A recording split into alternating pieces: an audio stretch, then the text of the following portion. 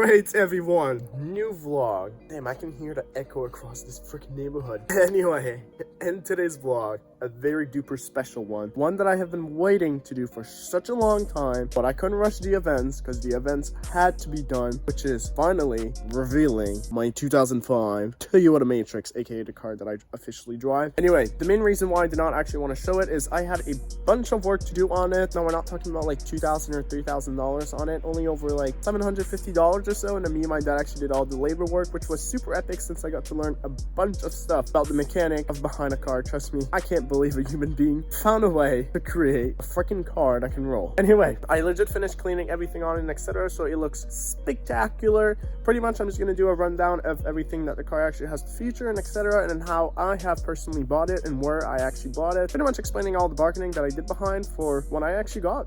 But before the video actually starts, you all know what to do. Leave a thumbs up, subscribe right now, turn on the post notification bell, and let's jump right into it, baby.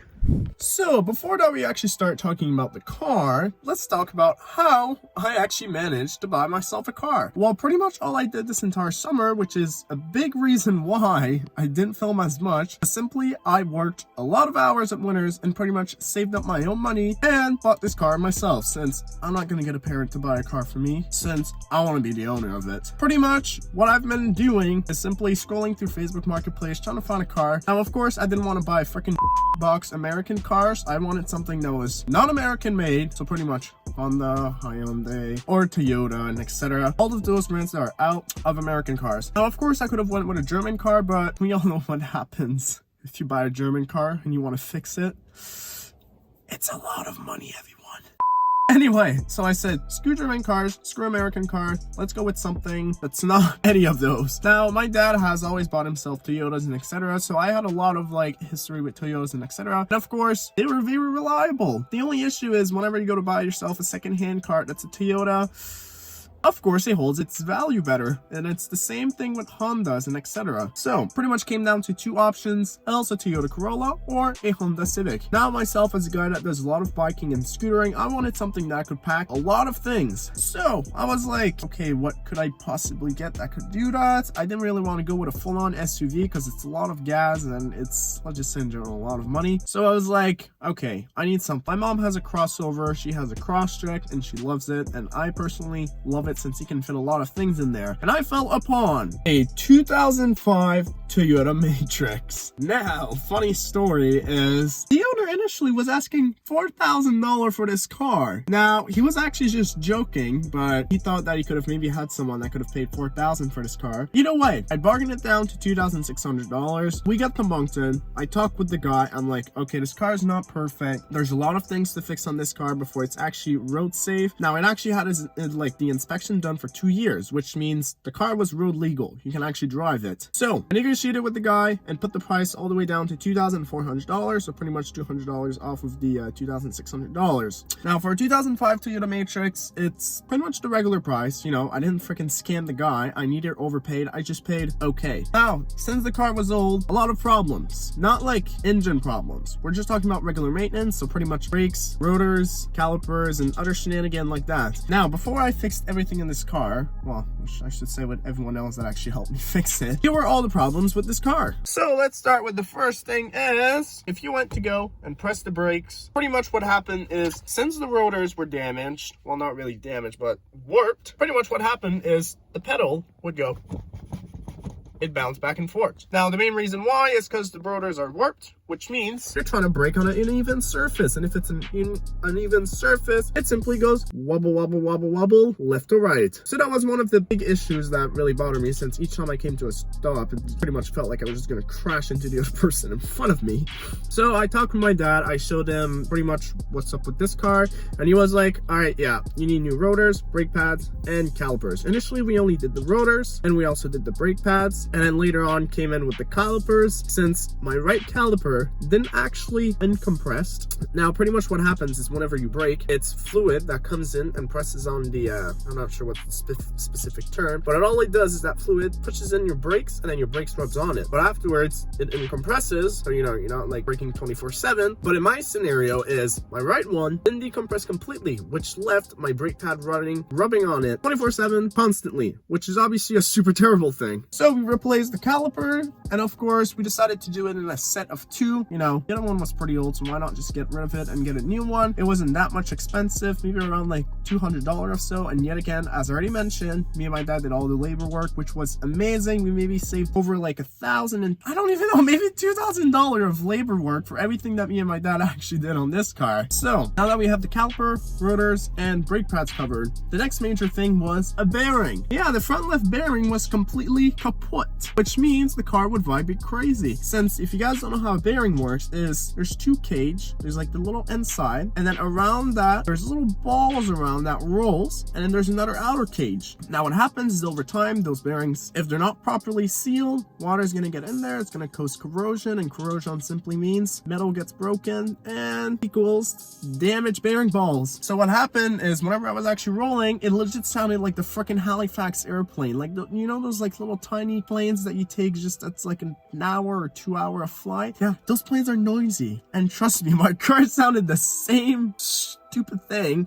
Anyway, we fixed that, and that was, to be honest, a pretty big pain to fix, but you know what, once we got the bearing out, everything else was pretty smooth and simply putting back together. Now that we had that fixed, we had another problem. So pretty much, let's see if I can get my camera to cram in there so you guys can actually see. This is the best angle that you guys are gonna get, but pretty much, you see that crack right there, exactly where I focused? There's actually a little rubber seal that goes all around that, and what happened is the rubber seal was damaged, and since the rubber seal was damaged, oil was actually leaking out, and you can probably see residue on the engine of the oil leaking out from there. But pretty much oil was leaking, and inside of there you actually have your spark plugs, and oil was actually leaking into the spark plugs. And let's just say you don't want that happening. So what me and my dad did was pretty much strip the top of the engine off and then replaced the valve gasket, as they call it, so that oil was actually stopped leaking in there and etc. And then once all of that was fixed, pretty much everything was done. Now of course we also did a lot of maintenance with the fluids and etc. If you guys want to watch that video, it's on the top right corner. Simply click the card right there and it's going to redirect you to the video.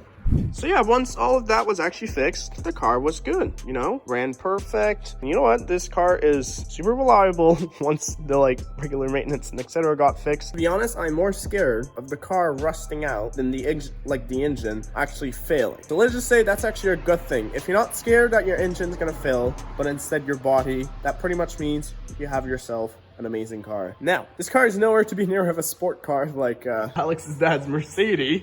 But the engine's a super simple engine. It's only a 4-cylinder, whatever how the heck they call it, and it only puts out 130 horsepower. And 130 horsepower is just enough to get yourself around the city and etc. Just doing normal, regular day driving. But yeah, to be honest, after riding this car, not really riding, but driving for the past month pretty much. To be honest, this car is actually amazing. You can put a lot of stuff in this car. It has nice torque at the beginning, of course, but once you're past 50 kilometers an hour, it takes quite a while to climb all the way up to 100 kilometers an hour. Sorry to all the Americans out there using miles instead of kilometers. Anyway, pretty much this car has a very decent amount of torque for a little car, and you know what, it's pretty peppy to be honest. But of course, once you're at high speeds and etc., it shows it's the fault of how slow this car actually is. But as a regular car, just simply getting from point A to point B, it does an amazing job. One thing that I cannot wait to try though is winter time. Now without waiting, now let's show a little walkthrough of the inside, what it actually has. So of course it's a 2005, but still has electric windows, so I can control everything from there. Locking, child lock, probably the best feature ever to piss off people. Not just that, this right there, you can pop off. The glass in the back right there actually lifts up, so you could legit have that lift up and having I don't know, 2x4 pieces of wood sticking out from there.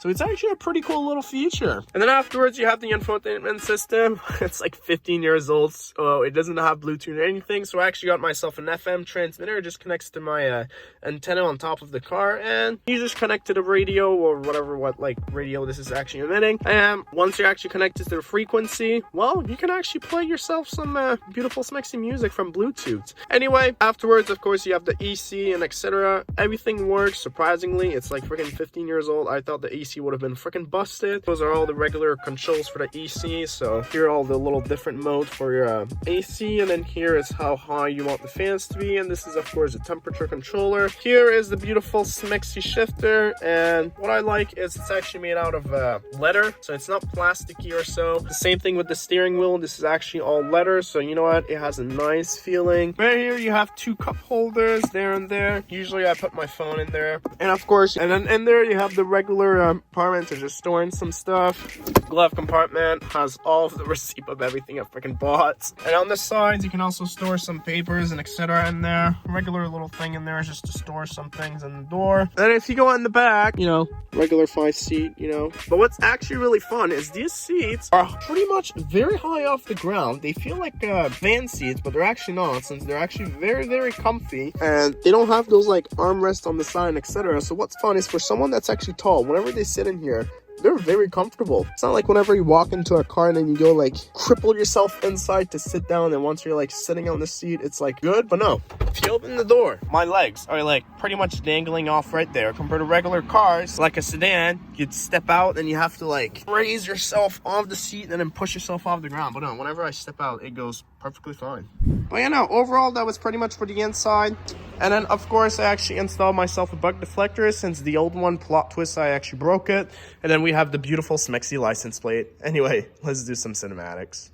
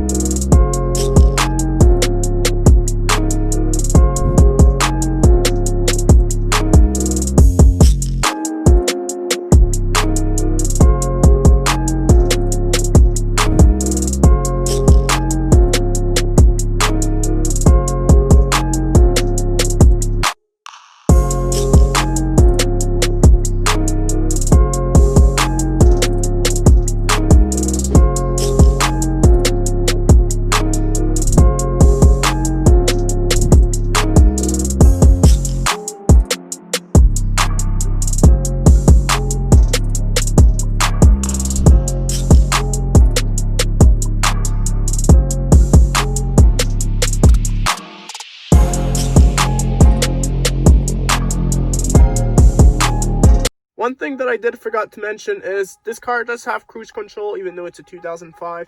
Cruise control was pretty recent in those models, but luckily I did manage to get a car with cruise control. Trust me, probably a lifesaver. Not just that, another thing I would like to show you guys is regarding about the amount of space there is in the car. You take these seats, put it down.